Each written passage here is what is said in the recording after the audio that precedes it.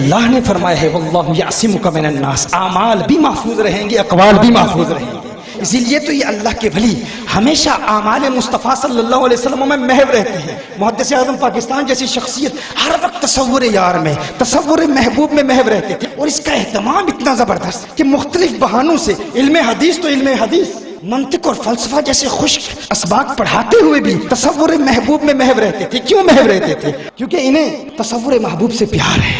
میں نے کہا نا، یہ میں اسے ہی پسند آتی ہے جو ایک مرتبہ چکھ لے، جو اس کی حقیقت کو جانتا ہے، وہ حضور کے تصور میں ہمیشہ محو رہتا ہے. سلم العلوم منطق کی معروف کتاب ہے. محدث اعظم پاکستان پڑھا رہے ہیں، تصور و تصدیق کی بحث پڑھا رہے ہیں. اب اس کا کیا تعلق ظاہری طور پر حسن مصطفیٰ صلی اللہ علیہ وسلم کے جلوم سے؟ طلاب علم کو پڑھا رہے ہیں تو فرماتے ہیں جو گستاخوں نے کہا، بے ادبوں نے کہا کہ نماز میں حضور کا خیال آ جائے تو نماز باطل ہو جاتی ہے. فرمایا یہ کیسے کہتے ہیں؟ کیا نماز میں اذکار نہیں ہے؟ کیا جب آپ نماز پڑھتے ہیں تو اللہم صلی علی محمد نہیں پڑھتے؟ کہا یہ تو منطق کا ہر طالب علم جانتا ہے کہ تصدیق بغیر تصور کے اس کا وجود ہی نہیں ہوتا. التصورات الثلاثۃ شرط لوجود تصدیق، کہ یہ جو حکماء کی اصطلاح میں تصورات ثلاثہ یہ تصدیق کے لیے شرط ہیں، یعنی تصدیق تصور کے بغیر ہوتی ہی نہیں. تو محدث اعظم پاکستان فرماتے ہیں کہ یہ جو گستاخوں نے کہا کہ اگر نماز میں حضور اکرم صلی اللہ علیہ وسلم کا خیال آ جائے تو انسان کی نماز فاسد ہو جاتی ہے، یہ انہوں نے کیسے کہا؟ کیا وہ نماز میں حضور اکرم صلی اللہ علیہ وآلہ وسلم کا نام نہیں پڑھتے؟ کیا درود شریف نہیں پڑھتے؟ اللہم صلی علی محمد نہیں پڑھتے؟ کیا سورہ فتح میں محمد الرسول اللہ نہیں پڑھتے؟ تصور کیا ہے؟ کسی کا ذہن میں خیال آنا. محدث اعظم پاکستان، میں نے کہا ولی ہے، محدث اعظم پاکستان ولی ہے. تو جب آپ کہتے ہیں نا محدث اعظم پاکستان، تو یہ ایک تصور ہے. الادراک الخالی عن الحکم، خیال کا آنا یہ ایک تصور ہے. پھر آپ کہتے ہیں ولی، تو ولی اللہ بھی ایک تصور ہے. آپ کہتے ہیں محدث اعظم پاکستان، یہ خیال آیا، ذہن میں ان کا تصور آیا، یہ ایک تصور ہے. اور پھر آپ کہتے ہیں ولی اللہ، یا آپ کہتے ہیں قطب، تو یہ بھی ایک تصور ہے. لیکن آپ حکم نہیں لگاتے، النسبۃ الحکمیہ نہیں پائی جاتی. تو یہ دو تصورات ہیں، اور تصدیق بغیر تصور کی ہوتی نہیں ہے. تو محدث اعظم پاکستان فرماتے ہیں کہ یہ جو گستاخ کہتے ہیں، بے ادب کہتے ہیں کہ حضور کا خیال نماز میں آ جائے تو نماز باطل ہو جاتی ہے، تو تصور کے بغیر تو تصدیق ہوتی نہیں. تصور کے بغیر تو تصدیق ہوتی نہیں. میں آپ کو اپنی زبان میں آسان الفاظ میں یہ منطقی اصطلاحات سے ہٹ کر بتا دیتا ہوں. گویا کہ محدث اعظم پاکستان فرما رہے ہیں کہ دیکھیے ایک تصور ہے، ایک تصدیق ہے. تو ذرا گستاخوں سے یہ پوچھو، بے ادبوں سے یہ پوچھو کہ تم نماز تصدیق کے لیے پڑھتے ہو یا تکذیب کے لیے پڑھتے ہو؟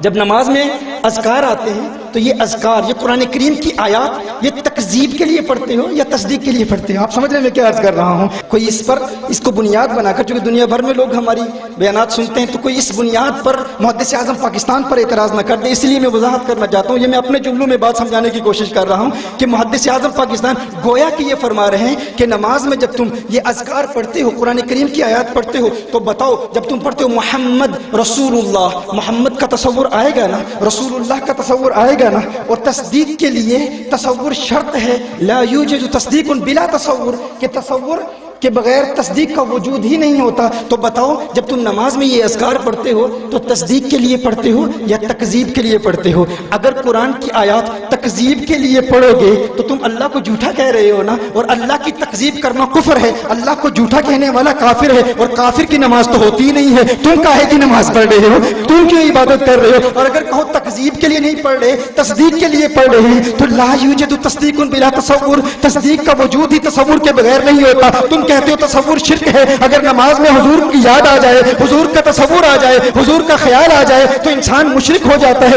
بڑی عجیب بات ہے، تکذیب کے تم مدعی نہیں ہو، تکذیب کر نہیں رہے اور تصدیق کو مانتے نہیں، تو تمہاری نماز تو کسی صورت میں نہیں ہوتی. لیکن ہم اہل سنت، عاشقان اعلی حضرت کی عظمتوں کے ترانے الاپنے والے جب منطق بھی پڑھتے ہیں، جب فلسفہ بھی پڑھتے ہیں، منطق و فلسفہ جیسے خشک موضوعات کو پڑھتے پڑھاتے ہوئے بھی تصور یار میں محو رہتے ہیں. ہم نماز میں تصور کیوں نہیں کریں گے؟ ہم نماز پڑھتے ہیں تو تکذیب کے لیے نہیں پڑھتے، تصدیق کے لیے پڑھتے ہیں، اور تصدیق کے لیے تصور شرط ہے. پتہ چلا سنی جب نماز پڑھتا ہے تو تصور محبوب میں محو ہو کر نماز پڑھتا ہے، حضور کی یادوں میں محو ہو کر نماز پڑھتا ہے. وہ کہتے ہیں ارے میں تو خارج از نماز بھی ہمیشہ آقا کی یادوں میں مست رہتا ہوں، آقا کے حسن کے جلووں کو دیکھتا رہتا ہوں. نماز میں تو ایک اور بہانہ مل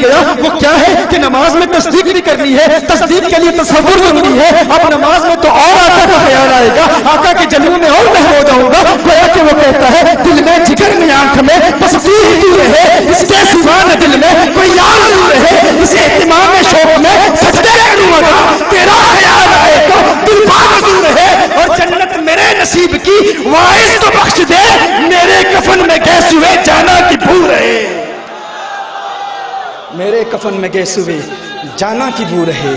وہ حسن مصطفیٰ کے جلووں میں محو رہتا ہے. وہ کہتا ہے میں قبر میں جاؤں تو قبر میں میرے کفن میں بھی گیس ہوئے جانا کی خوشبو رہے. بلکہ وہ کہتا ہے کہ جب زندہ ہوں تو حسن مصطفیٰ کے جلووں کو دل میں سما کر زندگی گزارتا ہوں. قبر میں جاتا ہوں تو لحد میں اس کے رخ شاہ کا داغ لے کے چلے. اندھیری رات